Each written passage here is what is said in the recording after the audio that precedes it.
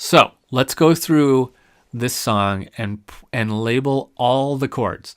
Now, one thing that's going to make it easier for us here is that I've already told you kind of a hint here that there is one chord happening for every measure with the exception of this very last one right here.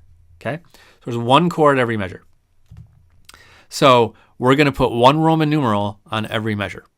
Okay? So let's start at the very beginning. So we know we're in the key of C major, right? Cool. So if we look at this whole measure, and we kind of had to, even though nothing is spelled out as a chord and played at the same time like it is down here, we can still put a Roman numeral on this by saying everything in this measure falls into a chord, if it does. And in this case, it does. Because we have C, E, and G, right? And then another C in the bass line, C, E, and G. It's all doing C, E, and G. And we know that in the key of C major, if we see C, E, and G, that is the one chord, right? And it's going to be capital because it's going to be major. So here we have a one chord. Let's move on. Here we have C, F, and A, right? And here C, F, and A, C, and C. So it's all C, F, and A. There's only 3 notes in that whole bar. So what can we call that? Well, C, F, and A don't stack up as a chord. Let me just jump over here really quick. Let me just slide it forward. Give me some little workspace here. C, F, and A. There's our chord. So we have a gap here, so we know it's not in root position. Okay? How can we get it into root position? Let's try moving this note up an octave. Put it up there. Oh, boom! It just falls right into a root position chord when I do that. So now we know this is an F chord because that is root position. Okay, let's go back and look at that. So this is an F chord. So what is F in the key of C major? We just spent a long time talking about that, didn't we? It's the 4 chord, right? And it's going to be major because major, minor, minor, major. 4. So this gets Roman numeral 4. Let's go on to this one. C, E, and G. Beautiful. We've just seen that. So we know that this is the same bar as that one. So this is going to get a Roman numeral 1. Cool. Now one more chord. Here we have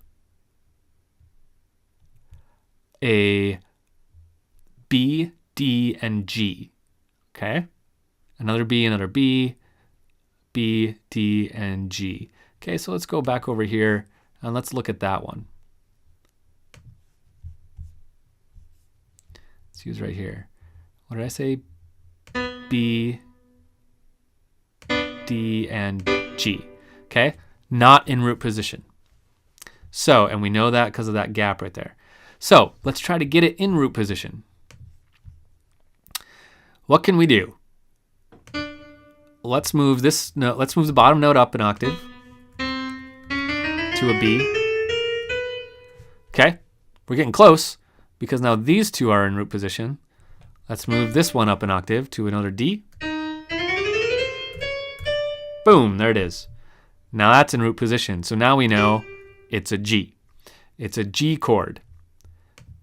So G is going to be what in the key of C? G is going to be the 5th scale degree. And we know the 5th is major because of the pattern. So this is going to get a Roman numeral 5 capital because it's major. Okay, now the good news is we're done with most of the piece because it repeats. So here we can see a C, so this is going to be 1. Here we're going to see an F, so that's going to be 4 again.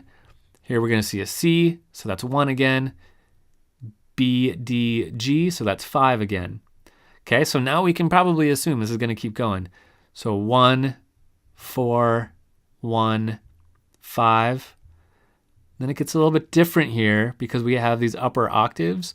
But let's look at what the actual notes are. C, E, G, C, E, G, C. Oh, and here's an actual chord in root position.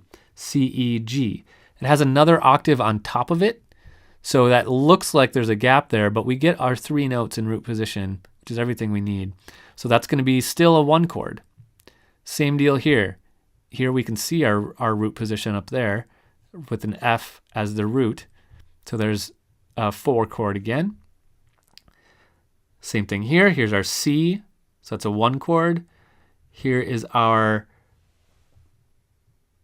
this one's a little tricky. This is our 5 chord, but it looks a little different. If you go here, it looks like an E chord, right? Because we see E, G, and B.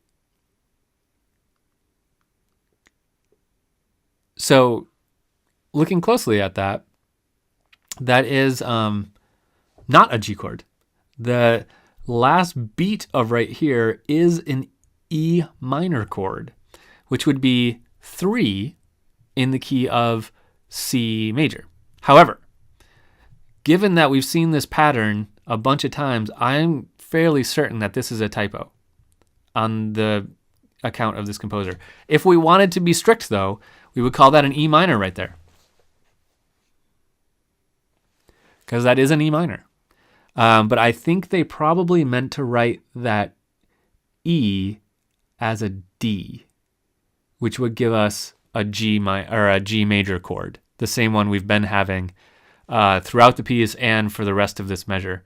So it's just that one note that's off that turns it into an E minor chord. So, we can do what we want with that. If we were being really strict, we'd call it an E minor chord. But I think it's probably a typo. Let's move on. Here we've got a root position C major, so that's a 1, and all these notes fit in with that. And even if they didn't, now that we have just full chords lasting the whole measure, we could just look at those. So that's a C major.